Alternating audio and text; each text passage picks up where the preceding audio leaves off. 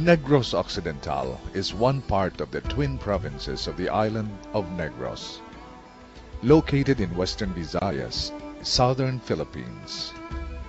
With a total land area of 7,926 square kilometers, the province occupies the northern and western parts of Negros Island. It is bounded by the Visayan Sea in the north, the Tanyon Strait and Negros Oriental in the east, Guimaras Strait in the northwest, Panay Gulf in the southwest, and the Sulu Sea in the south. Composed of 13 cities and 19 municipalities, Negros Occidental has largely level plains and gently rolling slopes on the northern and western parts. Meanwhile, the remaining portion consists of mountain ranges of varied elevations. The province has two pronounced seasons, the wet and dry seasons. With these natural and geographical elements combined, the land of Negros Occidental is suited for agriculture, particularly sugar. Hence, the province is known as the Sugar Bowl of the Philippines because it produces more than half of the country's sugar. This volume is the output of 9 operational sugar centrals throughout the province. The other major crops of the province are rice and corn. But through the years, the sugar industry has proven to be unstable. With the plunge in world sugar prices, Negros Occidental has shifted to other ventures such as cut flowers, fish ponds, orchards, high-value vegetables, darag native chicken, and coffee. Coffee has been proven effective in absorbing harmful gases such as carbon dioxide and carbon monoxide from the atmosphere, two emissions blamed for global warming and climate changes all over the world. But the most recent agricultural trend in the province was not only spurred by economics, but also by health and environmental concerns. Thus, the organic way of farming is fast becoming a popular byword among the Negrense farmers and consumers. Although some entities and individual farmers have tried the organic way of farming as early as the 1980s, the efforts were not sustainable, and only a few groups continued because at that time, government support was not yet available. Trainings in organic farming were very few and were usually participated in only by farmer groups assisted by non-government organizations.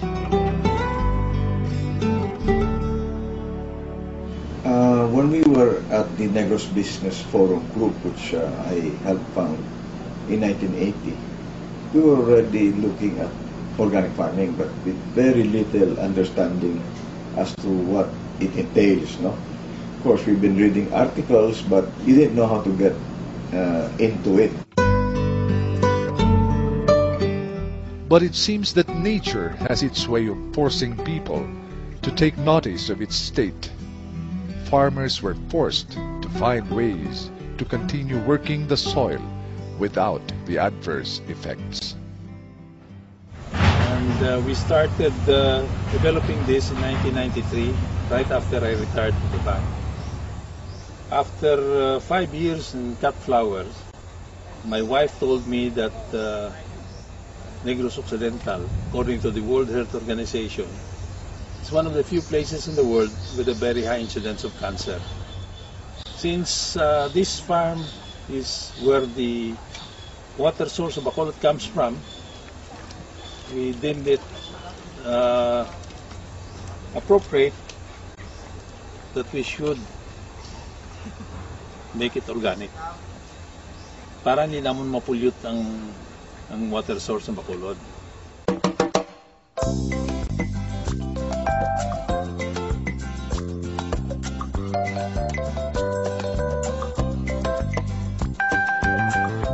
With the turn of events, vermicomposting was one of the more effective organic farming technologies that were introduced in the province. This was applied on high-value vegetables. The people that helped us in this was Dr. Rafael Guerrero III and Lina Villegas of the Bureau of Plant Industry in Los Baños. She was the one who made the PAT studies for the vermicompost, and the results was what we followed in our formulation for the compost. But it was only in 2005 when Negros Occidental took a more drastic step to turn this island into an organic zone. More farmers, individuals, and NGOs got involved, and the provincial government mobilized a campaign for organic farming under the leadership of the late Governor Joseph Marañon. It was also the same year when a young couple ventured into the large-scale production of organic fertilizer. Last 2005, the idea started from Tita Pam and Tito Batchoy and Nares, and also from my father-in-law.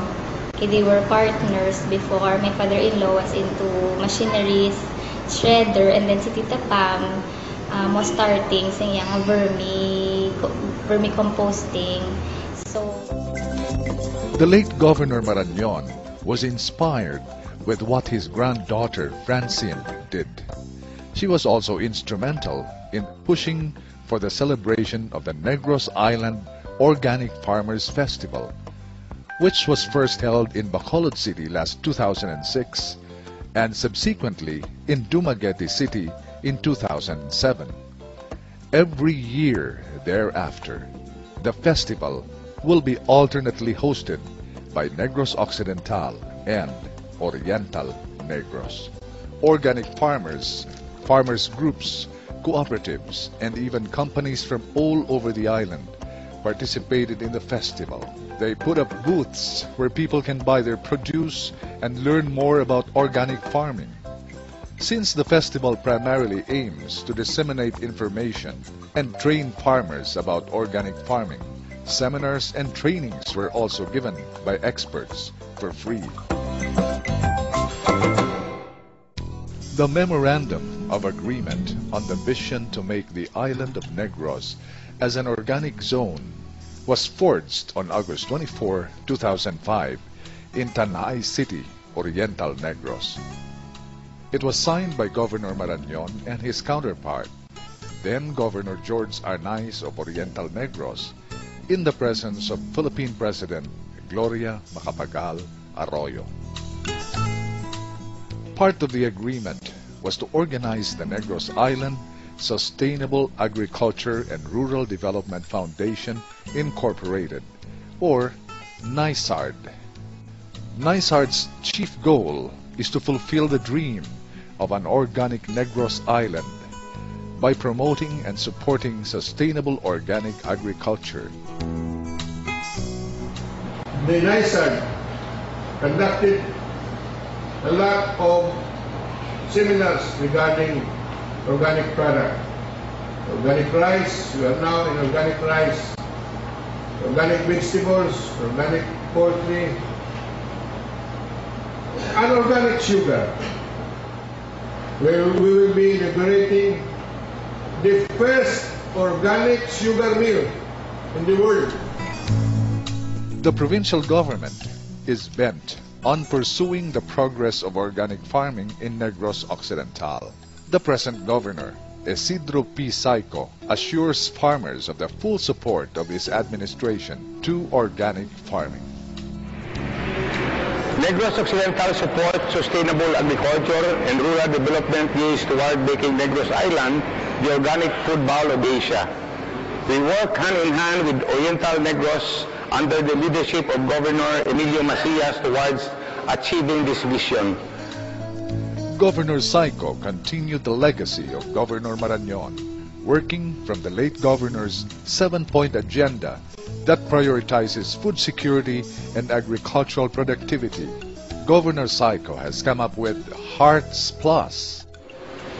HARPLAS stands for Health, Environment, Agriculture, Roads and Other Infrastructure, Tourism, Trade, Social Services, Personnel and Development, Livelihood Opportunities, Urban and Rural Development, and System and Governance. Agriculture is the priority of this administration. We are strongly supportive of organic farming. There is now a call for every farmer in the province to go into organic farming. This method is not new, as this is patterned in the way that nature takes care of itself, and it only brings all kinds of advantages to the farmer. I do not know why we have this perception that anything that is organic is less tasty, less yield. Because my personal experience is the tomatoes we grow organically can stay for 2 months, wala ga kadunot. Kung magkaon ka sang amon organic rice, nga pure organic rice, nga 7th, 8th generation na, hindi ka pagutumon dali-dali. Kaya it's more nutritious. And these are backed up by studies abroad, studying the nutrient quality of vegetables grown organically and not organically. Those who are able to produce their own organic fertilizer can make use of available biodegradable materials. Sakto na no nga subong nagasugod kita sang aton ecological solid waste management nga ang aton nga mga basura himuon naton ina sang abono no. Kaga ikadua eksakto ina no nga ini sila nga duha maga-updanay ang aton nga solid waste and also ang aton man nga agrikultura. Organic farming is sustainable. Okay. I'm sorry to say that with the price of oil now, the price of fertilizers are going to go up. So how can that be sustainable? One day we are being told that oil is going to disappear. So where will we get our chemical fertilizers from? There are farmers who are wary of going organic and completely weaning out their farms of chemical fertilizers and pesticides. The primary reason is the work involved in producing organic fertilizers. But several farmers have done it already and can attest to going organic completely. Basically, you let nature teach you. Mga animals o mga crops ang nagsasabi sa iyo kung kulang sila ng nitrogen, kung kulang sila ng phosphorus, potash, or calcium, magnesium, or any other trace elements. Bigay mo. I don't see any disadvantage in nature farming, biofarming. Wala man yung disadvantage. I just have a lot of things to do. That's why.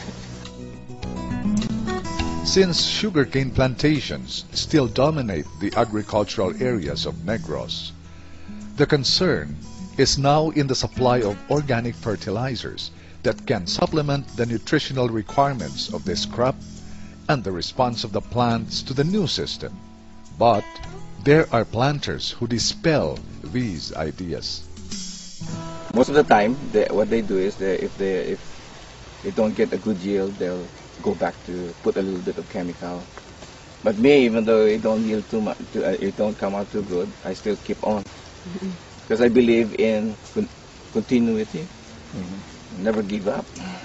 What are the advantages of organic farming? You become a working farmer.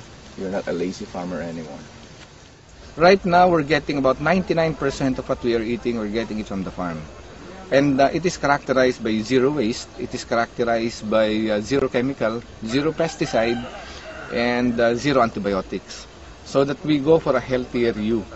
We are able to really say na ang Pilipino hindi dapat magugutom sa sariling bayan. No Filipino should go hungry in his own native land.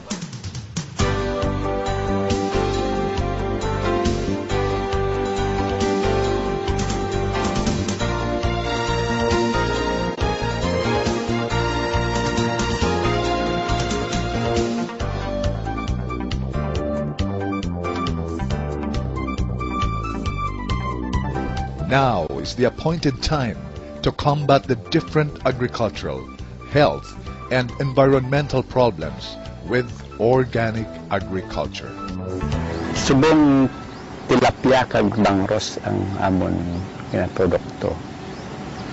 Kag ang amon nga goal nga ma-minimize namon ang feeding bala. Kag mapadamo namon ang ang lumot. Kag mo na nga amon nga ginhandom nga mahimo. Even before I ventured into the production of our native Tarag chicken, I've always been interested in organic farming. For the native chicken, of course, they are more nutritious and also more beneficial to our sick people because of the presence of the amino acids. Dapat mangin observant sila sa ila pagpatag sa panguma. Hindi sila mag-rely sa komersyal lang, kundi magamit sila sa mga organic, nga isang bayuin, isang iban pa nga mga produkto sang organic nga baligya man di sa atong palibot. Kaya ang organic isa na sa sang aton na sustainable nga palananawan sa uli sa aton panguma nga hindi lang sa subong kundi sa sabwas nga palabuto natin. Ang benepisyo sa organic farming, isa ka pamaagi, makakini ka sa gasto, kahit dira mo lang kuwaon sa higad ang pagpatambok sa tanom. Sa una nakabon ako apat sa ako. Subong isa na lang.